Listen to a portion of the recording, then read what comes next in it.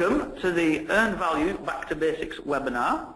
On to the introductions. You've got myself, I'm Stephen Jones and I work for Sellafield Limited.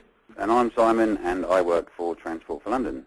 And we're both members of the APM PMC SIG, which is the Planning, Monitoring and Control Specific Interest Group. I'm the chairman and Simon, you're the deputy chairman. So what is earned value? Well, first of all, I'd like to clear up a bit of a misconception. People talk about, do you use earned value? What they're actually talking about is earned value management.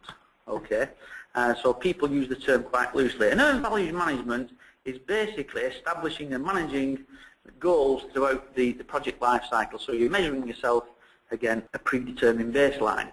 And this enables you to provide information regarding the project performance and efficiency. Now to do that you need three pieces of information, and this is where the confusion comes along, because one of the pieces of information you need is earned value. Okay, the other one's actual cost and the other one is planned value. So what is earned value? Well, earned value is actually defined as the budgeted cost of work performed, which we call the BCWP. Basically, that is the value of the work that's actually been done at a given point in time. So how do you decide what the value is? Well, that's quite simple. It's the proportion of the budget which should have been spent to achieve the work done. So basically, you're looking at your estimate and you're saying, right, I've finished that piece of work, therefore I'm going to earn the entire value of the work, regardless of the actual cost. That is something completely different. Okay, so the earned value is the value of the work that's been done. The actual cost is the actual cost of work performed. So this is how much it's actually cost to do that piece of work. And normally you get that from your financial system. Okay, so there'll be some sort of reporting system of how much money has actually been spent to accomplish that given piece of work by that date. We also have the planned value, and the planned value is also known as the budgeted cost of work scheduled, which is BCWS. And basically, this is the value of the work that should have been done at this point in time. And this indicates what the budget was. So we've got the actual, the planned, and we've got the earned value. So just to put it in context, we'll put a little example together. So we're having a wall built, and we've asked a builder to come along and he's give us an estimate. And the estimate's built up of, there's 100 bricks at £1 each, and the bricklayer says he can lay 10 bricks an hour and he's going to charge us £10 an hour labour. All right, we've just kept the numbers nice and simple. Now you notice it's a straight line. Okay, normally on a real project we'll have what we call an S-curve, because the end and beginning of the project there's normally a ramp up and a ramp down, so you end up with a nice S-curve. So this is our estimate. So this is our BCWS. This is our baseline, which we're going to measure ourselves against. Okay. So he starts to build a wall. So we give him the job. And he starts to build a wall. And after 4 hours, you find that he's actually laid 50 bricks. Okay. And is that fast? Is that a good rate? Pardon? Is that a good rate of productivity, 15, 4 hours? Yeah, it is a good rate. That. So it's a nice warm summer's day, and he's laying bricks. Plus the fact the bricks at the bottom of the wall obviously are easy to lay because you're not having to climb ladders, etc., to get to the top. So his performance is better than we're expecting.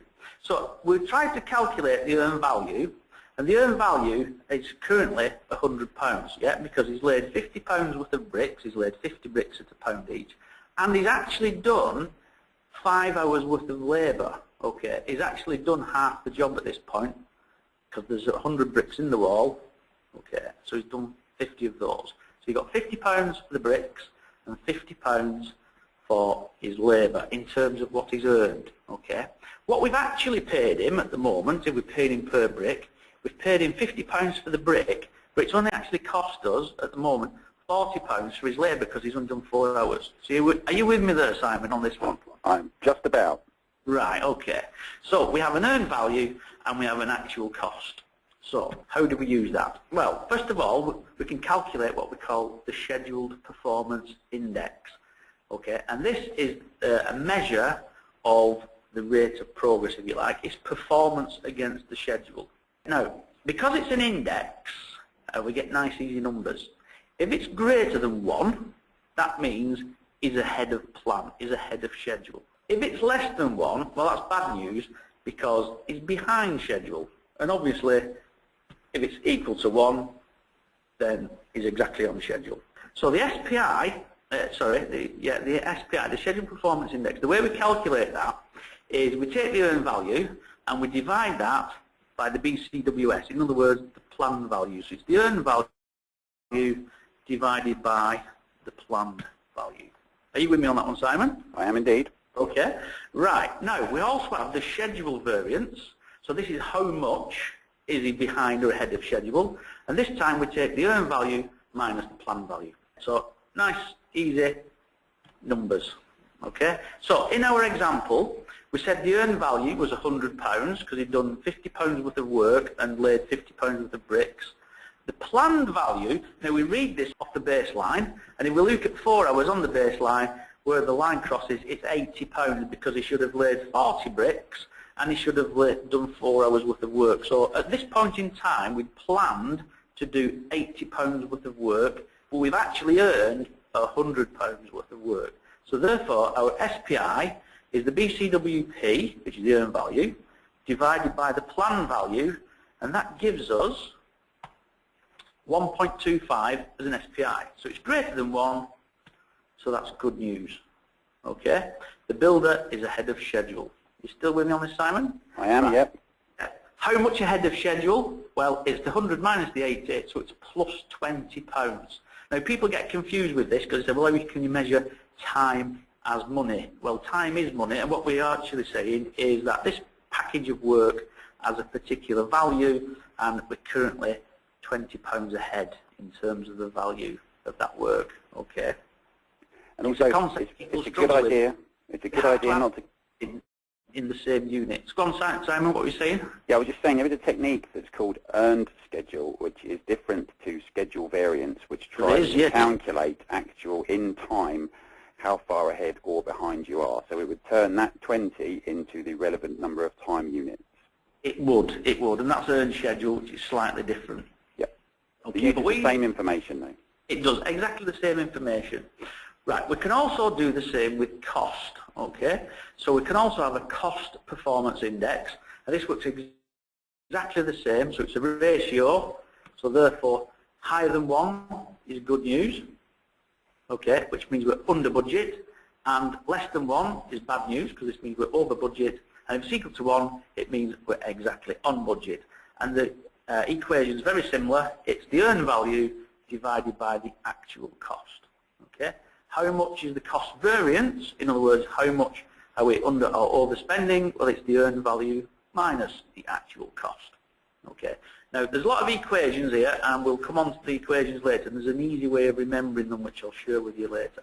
So go back to our example. So after 4 hours, he's actually spent at £90. Okay. So he spent 40 on the labour and 50 on the bricks. Okay. So in our calculation, we've got the earned value, which is still £100. Okay, we've got the actual cost, which is 90. Therefore, our CPI is 100 divided by 90, which is going to give us 1.11. So it's larger than 1. Therefore, it's good news. Okay, and we're under budget. Okay, how much under budget? Well, it's the 100 minus the 90, which is plus 10. Okay, so positives are always good, and negatives are bad. So plus 10 is good news. Okay, numbers above 1 are good, numbers below 1 are bad. Right, we can use this information now to do a bit of forecasting. And the first thing we can forecast is the EAC, which is the estimate at completion.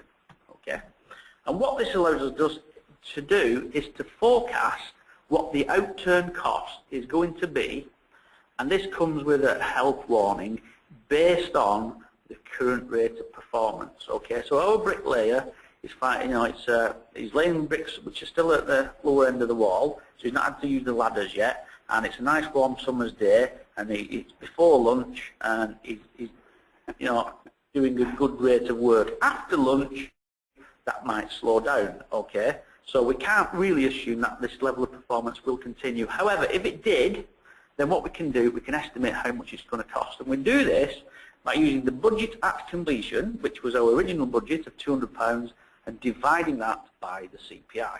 Okay? So the £200 divided by the 1.11 gives us an estimate at completion of £180. So we should finish under budget. Okay? We can also do exactly the same for duration. So the estimate at duration is, again, a forecast of how long it's going to take them to complete, and we calculate this by the planned value, or the planned duration, sorry, divided by the SPI. Okay, so in our example, it was 10 hours was the total duration, and we divide this by the SPI of 1.25, which gives us an estimated duration of 8 hours. So basically, he's going to complete the job in 8 hours, and he's going to do it for £180. Okay, so he should finish ahead of schedule. Right, so in summary, so we've got the budget at completion, which is the BAC. We've got the earned value, which is the percent complete multiplied by the BAC. We've got the cost variance, which is the earned value minus the actual cost. We've got the schedule variance, which is the earned value minus the BCWS, which is the planned value. And we've got the cost performance index, which is earned value divided by the actual cost. Now, at this point, you might think there's a lot of equations here, and they're very complicated. Well, there's quite an easy way of remembering these. The first part of the equation is always earned value, okay? If we're trying to calculate something to do with schedule, then the next part of the equation is going to be the schedule, the BCWS, okay? If we're trying to calculate a performance index, then we're going to divide, and if we're trying to calculate a variance, then we're going to subtract. Yeah? So your cost variance is always earned value minus the cost. Yeah? Your schedule variance is always earned value minus the schedule. So remember, earned value is always the first part of the equation. Okay? One of the things, this was a little bit confusing to me the first time I heard about earned value, but I end up just summing it up as earned over planned and earned over actual. So I sort of lose some of the acronyms, and it sort of simplified it for me. It does. Yeah. So earned over cost, earned over schedule. Yeah. But earned value is always the first part of the equation. That's a good way of remembering it. We've also got, as we said, the estimate to completion, or estimate at completion, sorry, which is the total budget divided by the CPI, and you've also got the estimate at completion in terms of duration, which is the planned duration divided by the SPI. So the benefits of using earned value, so it's a measure of work done against expenditure, okay? It's controlled is achieved by calculating variances, so it's very easy to do some simple calculations and give you performance indexes. And you're going to get those performance indexes. Positive's good, negative's bad, and it's also a good indication of project health. So if you say to someone, my SPI is 1.2 or whatever the number is, as long as it's more than 1, straight away you know that's good news, okay? If it's less than 1, then you know when it's bad news, okay? So people talk about the SPI and the CPI all the time. Yes, Simon? And when we say bad news, what we mean is you have to go and find out why you have a negative indicator, so why SPI is below 1, and then go and ask the question, why am I not where I thought I would be? So when we say bad news, it's actually kind of good news that you've got a way of seeing where you need to spend management time and attention. Yes, exactly. Yeah, just because you're using earned value doesn't mean your project's going to be successful. What it does tell you, quite rightly, is when things are going wrong, you've got an early indication that things are going wrong, and then you've got some project management intervention where you have to go and find out why, and then you can put some sort of action plan together to recover, and then you can see if those plans are working, because you should see your SPI and your CPI improving. Yeah, and I've got a slide sort of showing that a bit later. Okay, all right. Okay, so as we said before, 1's good, greater than 1's good, less than 1's bad. And it also allows us to do some basic forecasting based on current trends. And remember, forecasting is a very good idea. A lot of times within controls, people spend a lot of time looking backwards, looking at where we are, where we went wrong, etc. And this is a good opportunity to use information to look forward into the future and find out where you're headed. It is. It is. Okay. And SPI and CPI, good measure of efficiency. Okay, because it's based on your performance. We'll give the listeners a chance now to interact, and we've got a poll. So this is a typical S-curve, And the blue line is our plan value, our plan. The red dotted line is the earned value, and the green dotted line is the actual cost. So a simple poll, so we need to launch the poll, is this good news or is this bad news? And it's not a trick question. No. Right, we'll close the poll there. So we're at 76% good news, 14% think it's bad news, and 9% aren't sure. So first of all, the cost variance is the difference between the actual and the earned value, and the schedule variance is the difference between the earned value and the plan value, okay? So the ones who weren't sure, yeah, if you click it again, yeah, what you don't use is the difference between the planned and the actual, because that's absolutely meaningless. So we can see there that the earned value is always higher than both the planned and the actual. Therefore, it's good news because we're ahead of schedule and under budget. We'll try again. Okay, so we've got another graph of plan value, which is the blue line. We've got the earned value again, which is the dotted line, and the actual cost, which is the green line. So this time, we've got a few more options. So this time, are we behind schedule over budget, ahead of schedule over budget, behind under schedule under budget, ahead of schedule under budget, or on schedule and on budget? Right, so this is the cost variance. So the cost variance is actually, well, the cost is higher than the earned value, so that's not good. All right, so straight away we're over budget, and 41% of the people have said we're over budget, which is good. We've also got the schedule variance, and the schedule variance is the difference between the earned value and the plan value. Now you can see this time that the earned value is less than the plan value, so we're going to get a negative. So this means we're behind schedule and over budget, okay? So we've got 41% of the people who said was behind schedule over budget, 51% said was behind schedule and under budget, okay, which is interesting, because it's the wrong answer. 5% said they were ahead of schedule over budget, and 3% said they were ahead of schedule under budget. So the ones who got it wrong, the mistake you've made is you've looked at the planned value and you've looked at the actual, okay, and you said the planned is greater than the actual, therefore I'm underspent. No, that's not the case. It's the earned value you look at, okay? So because the earned value is less than the cost value, or the cost, actual cost, it's bad news. And because the earned value is less than the planned value, it's bad news on schedule as well. So we're behind schedule and over budget. And it is a common mistake that people actually look at these charts and go, oh, well, my actual cost is less than my planned. Well, that's not telling you anything, is it, Simon? No, and one of the good things about obviously doing graphs like this is you can change the format of the earned value line on your graph to be giant and red or green or blue, just to draw attention to just mainly the earned value. And that will draw your eye away from some of the others, so you'll know this. So look at that first and then compare it against the other two. Exactly. But the point I'm trying to make is people often think because the actual cost is less than the planned cost, that's good news. And it isn't, because it's got nothing to do with the value of the work that's been done. And that's the beauty of earned value, and that's why we use it. Right, this is a bullseye chart. This is a fancy chart, this. This is a fancy chart, this. And what you're trying to do here is plot the progress as we go along. So each one of those stars represents the end of your reporting period.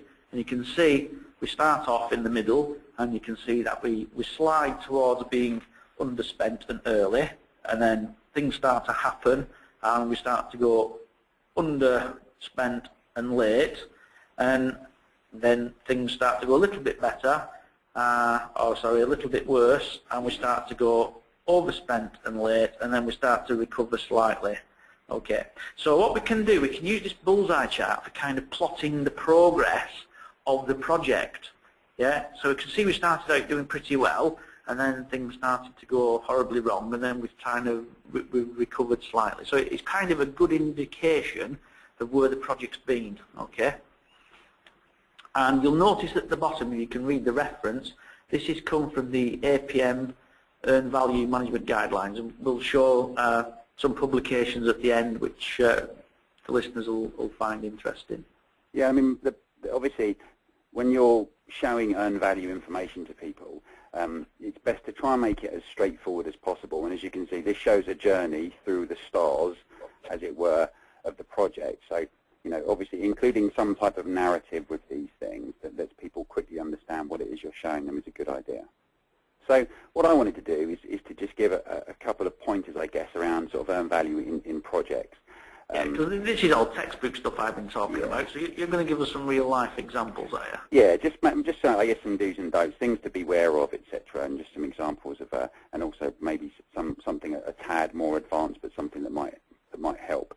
What I wanted to do is this is from the PwC. They do a program management survey every year. It's generally quite a good read. They get a lot of user base, a lot of respondees to it, and I really wanted to show that one of the reasons why we look to good planning, good controls, and ultimately earned value management is because if you look across the top line, poor planning, bad estimates has been, I guess, one of the largest root causes of project failure for a long time. So if you look at there from 2004, you can effectively see that in 10 years, have we come that far with regards to our planning, our estimating, and obviously estimating being a key part of the earned value. It shows that there's still a lot of work that we can do, and there's a lot of work a lot of benefit that we can glean from earned value in order to help us hopefully arrest this poor trend. If we look at what PwC specifically say around earned value, I mean, if you can read there in the top left, it says it's a critical role in the success, especially in the US. It's widely adopted in the US probably, and more so maybe than Europe. But you also look at, even though it's critical, the adoption rate still really isn't necessarily what it needs to be, and hopefully that's, we're trying to clarify, I guess, what earned value actually is and try and evangelize some of it, its stronger points so that we can try and get these numbers up, and especially within, the UK industry and Europe, seek sort of wider adoption. But if you do get hold of this, it's got lots of other good stuff in it, but really wanted to just point out that once again, planning and controls, fundamental to success, but also we're kind of falling short again this year. So I'm going to sort of, there's some duplication I think here, but I just thought it was pretty much key to get some of the layman's terms across. So, EVM effectively, what did we get, for the money we spent? And when we talk about earned value, people think, oh, it's going to be very difficult to do. It's going to be specialist skills, specialist people in order to run it. But it basically it just asks you, how are you going to do the job? And everyone should really have a plan. How much are you expecting the job to cost? So you should probably cost load this plan. And then where are you? How much have you done? And you should have a way of measuring, where you are, what your progress is, and what your percent complete is. And on the basis of every one of us, hopefully, having that information to hand, we should all really be able to generate earned value. And ultimately, if you're going from project management or a project team perspective, these are two pretty good questions. Have I spent too much money achieving too little? And am I ahead or behind schedule? And this is something, obviously, that's very, very, it's hugely important as a project team. And EV really giving you a very easy to understand, I guess, indicator. And it is only an indicator as to where I need to do things differently. So obviously the efficient use of time and resources, it does require, when we talk about discipline and rigor, we talk about baseline change control. Remember, your plan value is measured against a baseline, and it needs to be a relevant baseline. And when you can't be, if you re-baseline all the time, or you're constantly changing your baseline every period or every 2 periods, earned value isn't really going to work for you. It's not going to give you anything useful. What you need to do is to have that rigor around changing your baseline in a mature way, so that you can start to work out, where am I against where I plan to be, but have where you plan to be relevant to the project. If we look at how, for instance, this is a view, a very, very straightforward view, but if we have a combined work and cost breakdown structure, here we can look at this on a contract basis. We're measuring our performance here, and we've got contracts 1 through 5. Now, if I, as a project manager, if I can only make 1 phone call today, I'm pretty sure everyone here should look at this and say, well, maybe contract number 2 is the first person to call. Contract 3 is going amber, but that's really all it does. And one of the issues is don't look at this red as a bad, everything's on fire, oh my good God, it's loads of, I'm going to get fired. What you need to do is look at it and say, the question here, and all this question is saying to you is that you are not where you thought you would be at this point in time. And it's a really, really key message, because it's great that you can now make those calls, find out what's gone wrong, and then do something about it. So here I've said integrating your work and costs are going to help, because obviously you need to really be able to have alignment between cost and time. So this is a graph that I've used in the past, and there are many ways to communicate earned value information, but this is effectively adding trend lines, and it does a similar type of thing with regards to trending out and predicting what your forecast time and cost is going to be, but it just involves you drawing lines on graphs in a very, very simple way, and you can hand draw these things as well, but Excel's going to help you do these things. And one of the key elements here is when you look at our earned value here, for instance, being lower than our planned value, it's very important to remember that you will have to overperform in order to correct this and to get back to where you want to go.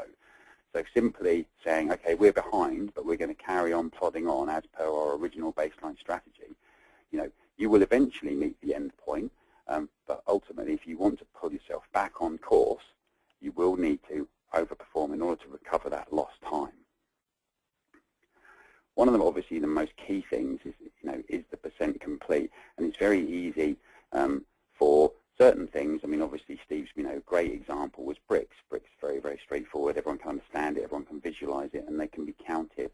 And it's really important from a percent complete that you're able to come to that, come to a good, robust assessment of exactly where you are. And some things aren't particularly easy. For instance, I mean, software is notoriously bad, as I'm sure a lot of you will know. It's very difficult to understand when will my functionality, when will it stop breaking, when will the software stop crashing. So one of those things we can look at is obviously software goes through test logs or validate functionality. Look at using those in order to quantify where you are, how many functions are up and running, how many errors have been fixed. Start to build those metrics and those KPIs in order to really underpin what your percent complete estimates are. Similarly for design, obviously, I've seen many cases where designs can drag on and on and on, and you can get to the point where you're kind of 90% complete, and then 91, 91.5, and 92. It just has this very, very long tail. So I actually asked Steve Wake, our chairman, some advice on doing this. He's a bit of an expert in this area, and he said that a good method was to line through a small percentage of the percent complete can be earned over the largest duration of the task. So if you're looking at final design review, that's really where the proof is in the pudding at that point, and that's where you can start to really say, right, we agree that this design is fit for purpose. So maybe you want to look at earning the majority of that task towards the latter end of the activity, as opposed to trying to spread it all the way across. When I talk about RWIs and units, I'm talking about repeatable work items, and this is where we talk, how do we break our work down into stuff? Is it cubic meters of concrete? Is it linear meters of track, for instance, or road? Or is there a nice, easy way that we can come out with a uniform way of measuring progress?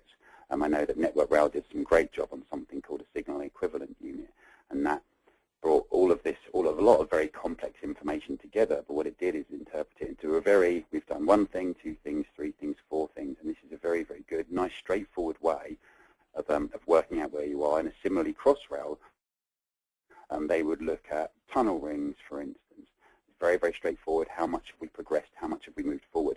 And those types of things are very easy, very tangible, very easy to see, as opposed to the 99% crawl, which once again isn't really doing you any good if you're really using EVM as a management tool.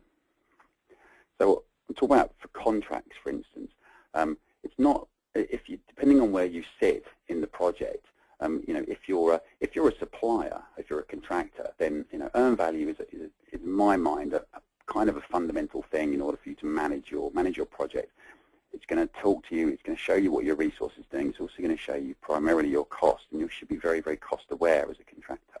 As a client, it's pointless specifying that you want earned value information and not writing that into your contract, and because the good information is going to come from your supplier's schedules, from the working program. That's really where you want to start to have a look and leverage some of this data. So make sure that when you're looking at your works information, your terms and conditions around your planning, your controls, and your data. You really want to say, look, we want to run earned value management. This is how we're going to do it. You have to say, these are the structures that we want to do. This is the point at which we are going to cost load, capture costs, capture progress. You want to agree what, and validate what's a way of measuring the % complete. It's very important that you don't want to be sitting with the other side of the project team arguing over what is progress and what isn't progress. You want to basically have that agreement up front.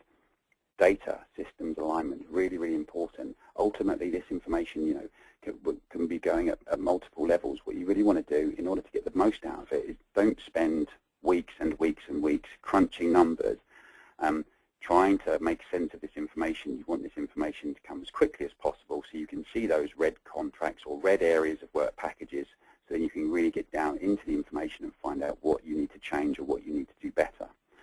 Also, an earned value, obviously, a lot of us who are using the NEC contract, a lot of us will think, well, the accepted program, it happens, we're rebaselining every single period. So on that basis, surely we're just going to have an SPI of 1 throughout the life of the project. Have an earned value baseline. Have something that you set, at the outset, and you say, maybe we're going to update this baseline every 6 months. We'll have, obviously, some specific processes around when's a good time to update it. But don't keep looking to update this all the time. Make sure it's somewhere that's really going to tell you when we first kicked off, this project, or at the last phase of the project, this is where we thought it would be, and let's see where we are compared to that. On that, Simon, NEC3 doesn't recognise a baseline, does it? And what you have to do, you have to have an accepted program at the beginning. Yeah, and so what we've looked at in the past is we are going to have an earned value baseline. And what the point here with regards to writing it into your contract is if you have a supplier to you and you're sitting there with a baseline saying, I'm measuring you against performance, what you want is for them to look at that baseline and say, we agree that we were going to talk about this performance. So we will sit in a room and we will say, how are we doing today? And they're going to say, right, work package 2, we have an SPI of 0.8, we're 20% behind, and this is why, because from a progress, we're not where we thought we were, and this is what we're going to do about it. If you don't have that agreement in your contract, then you will probably walk into a room and you'll say, I've got low earned value, and they'll say, we don't necessarily care about that because we have an accepted program. So it's not necessarily that it could have some negative behaviours around that arrangement. So just make sure that it's in your contracts. And it works. This is a good thing. Remember, EV is not a stick. It's a help. It's a useful tool. It is. It's an health indicator, isn't it? Yeah, absolutely, absolutely. And we look at risk. A lot of issues around how does earned value and risk actually work? How do they live together? One of the things, obviously, when we're looking at earned value, what we really want to do is to have productivity information, money within your earned value baseline that references actual productivity. For instance, an example would be if your entire project cost is all based on materials, and let's say 90% of your project cost comes through the door in day 1, then having that in your baseline means that you could potentially earn 90% of your work in a very short period of time, and it's going to falsely give the impression that you're almost finished, when the reality is you've got all of that other time to do. So it's very important that you look at what data is going to go into the baseline to make sure that it's a progress-focused baseline. Risk, you never have a 100% chance of occurrence. So obviously a risk is something that may happen, not something that has happened. And on that basis, what you don't want to do is to say, I'm going to plan to do this, or I'm going to plan for this thing to happen, because that's not how risk management works. So holding that out of the baseline is a tip, which basically means your baseline budget is going to be your overall project authority, but it's going to be minus your risk and contingency. So the money in your baseline won't have risk and contingency. And then those risk events, which should be, I've said here, time phase, they're things that happen at a specific point in time. So if we look at an example picture, and what we can see is each one of those red blobs there is a risk. And what happens is as those risks, as they materialize, or as we need to draw down risk funds in order to mitigate those risks, that's when we take that money and then we move that into the baseline under change control. But out of that, it's a common issue, I think, that I've seen a few times, to how to tackle it, keep it out of the baseline. Obviously, we're looking towards good change control in order to help with this. And if anyone has any specific questions, by all means, feel free to get in touch with us at the PMC SIG, and we're happy to explain this further or send you some more detailed tips. There it says that, as we move through the project, your estimate of complete or your estimate forecast completion cost is going to stay the same. It's going to be stable. But what's happening is your baseline budget, the money in your baseline, is going to go up, and your risk and contingency pot is going to go down. All that's saying is as time happens and change happens, as remember, plan is a guess, and at the start of a project it's our worst guess. As change happens, we're going to, in a mature way, move those funds down into the project in order to deal and cope with change. So one thing I just wanted to touch on is the use of banana curves. Now, the earned value, the baseline in critical path, when you look at software, when you look at Gantt software such as Primavera, you'll notice that your Gantt chart is going to default to your early start and early finish dates. Now, this plan is known as the P0, and it's known as the P0 as the probability is a 0% chance of actually achieving that plan straight off the bat. So if you can imagine measuring yourself against that, what you can get into a position is maybe a false conception that we're going to be able to do this, and you'll see a lot of negative trends, a lot of red, because naturally things are definitely going to change. So you don't really give yourself a lot of chance for positive SPIs. Now, this can be done with intelligent use of float buffers, for instance, and trying to make the early plan as realistic as possible.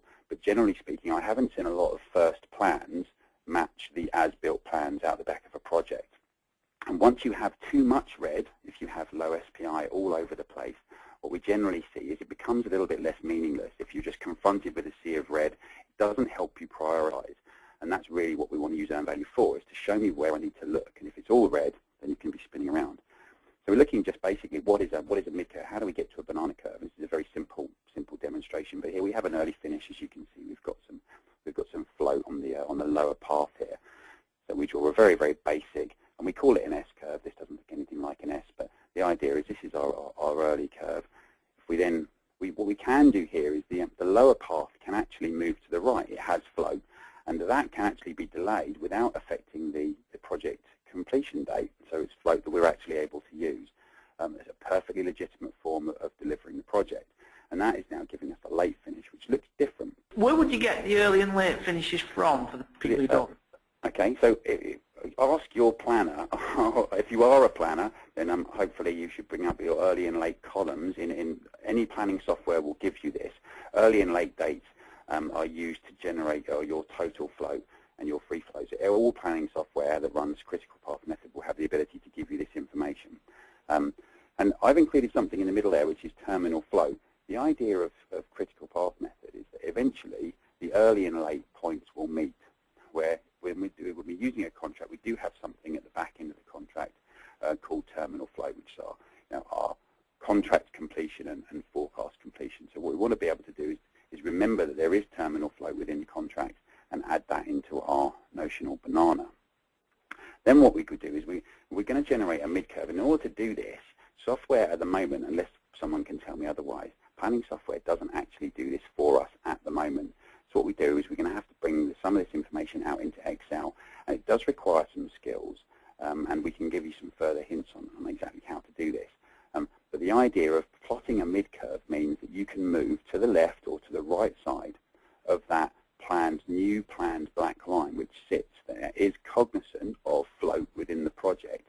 And this way we can start to give ourselves a better chance of delivery rather than simply relying on the blue line, the early one, which we know we have a low percentage, very low percentage, and the naught is a low number of actually achieving.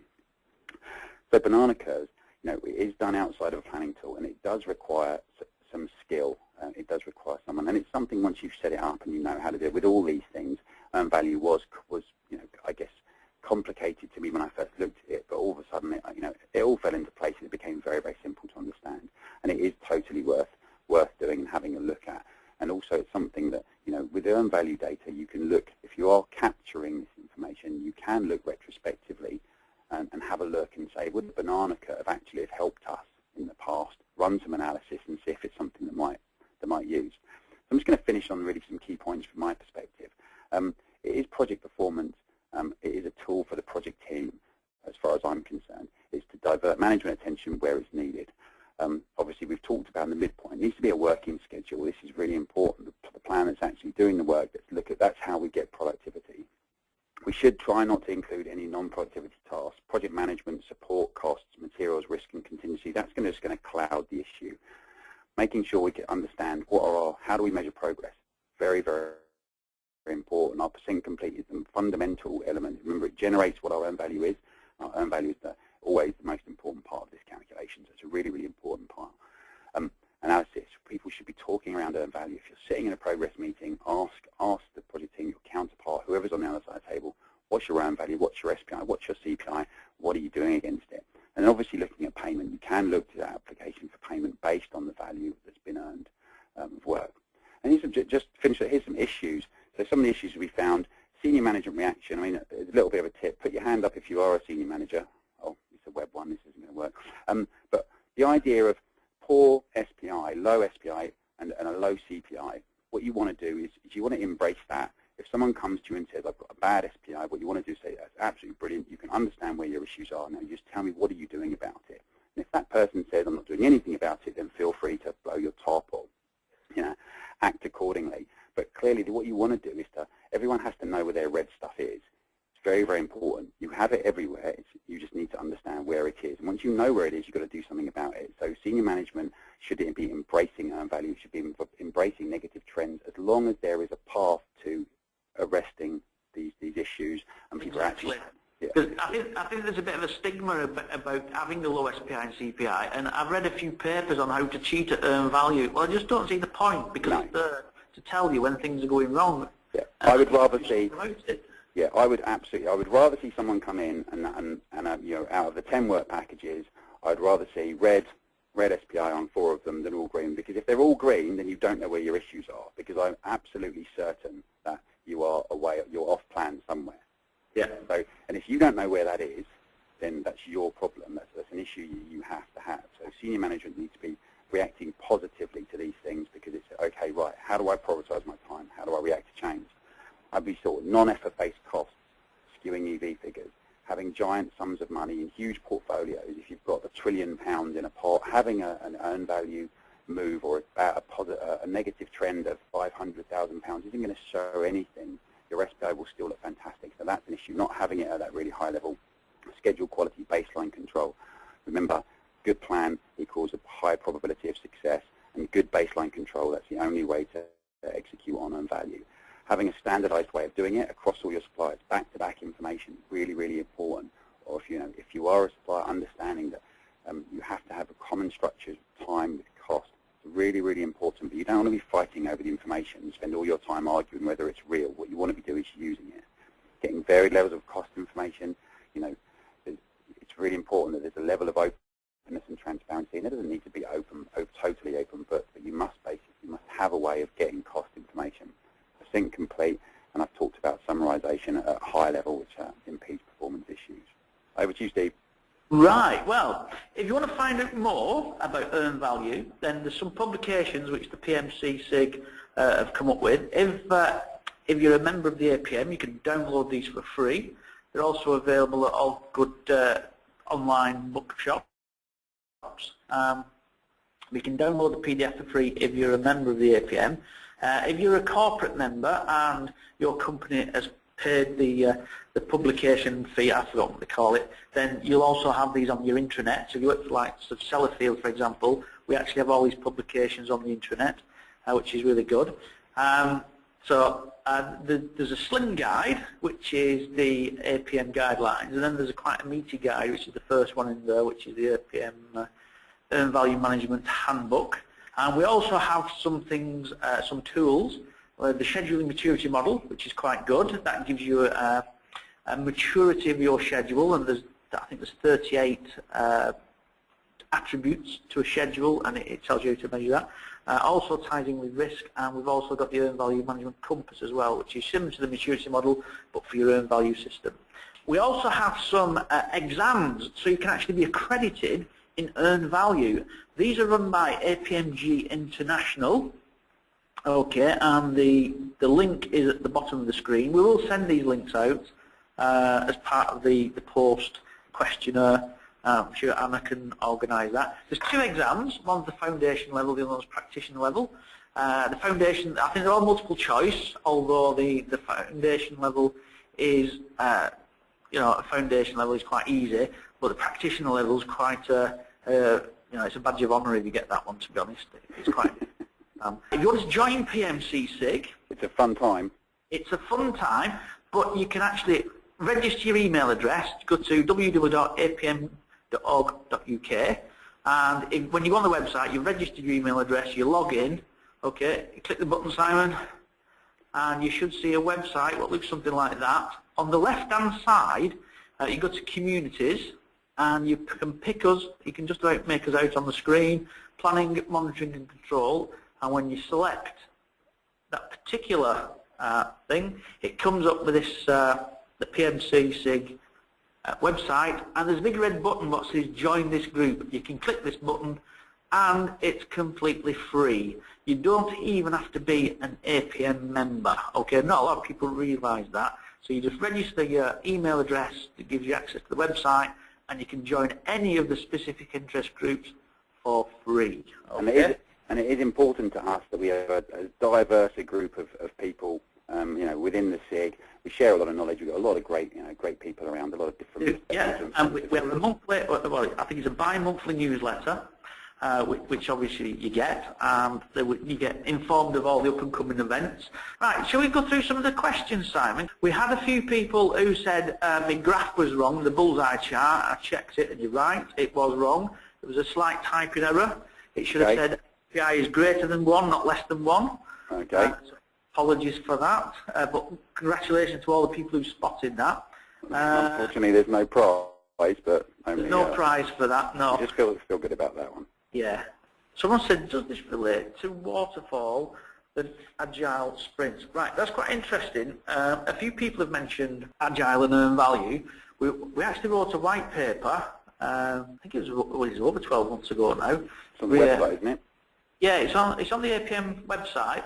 If you Google earn value and agile, it normally comes up on the first page. So there's lots of ways to access it, and that explains how earn value works with agile. Okay, so where you have got a change in baseline, it doesn't matter, you can still use earn value. Okay, and there's a few calculations in there how you link that to the. It actually uses Scrum as an example. But Scrum uses a backlog, and it's how you convert your backlog into earn value as you deliver it. So that's quite interesting. Well, what are FDR and WF? So I think it's the question. Okay, so FDR stands for Final Design Review. Yep. So during the design process, a final design review is usually where we sit down and agree that the design is complete. And what happens during the design phase is it can go through several iterations. As we do a design, it goes for checking, and then the checkers find some issues, and then it goes back and there's more design work done and more checking. And that's one of the issues is you can say, oh, it's going to take me a month to do this design work, but at the end of it you can go through a month's worth of checking and iteration. The idea is when you get to final design work, it's usually gone through that checking and approval process, and that's where you can legitimately sort of really start to grab hold of that design and say, okay, this is fit for purpose, and actually earn that work.